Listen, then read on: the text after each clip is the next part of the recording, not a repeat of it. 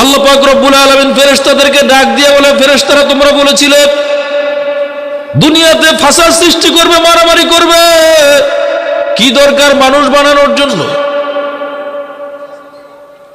তখন আল্লাহ পাক রব্বুল আলামিন বলেছিলেন, ক্বালা ইন্নী আ'লামু মা লা তা'লামুন, ফেরেশতারা রে, আমি যা জানি তোমরা জানো না।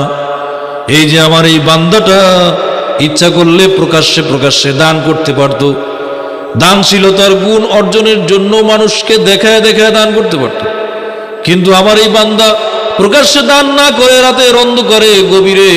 এবং লোকচক্ষুর আড়ালে অন্তরালে গিয়ে গিয়ে মানুষের বাড়িতে দান করছে, গোপনে গোপনে আমল করতেছে। সুতরাং আমার এই বান্দাটা আমাকে পাওয়ার জন্য, আমার নৈকট্য প্রাপ্তির জন্যে, আমাকে ভালোবাসার জন্যে, আমার রেজামন্দি হাসিলের জন্যে, আমার সন্তুষ্টি হাসিলের জন্য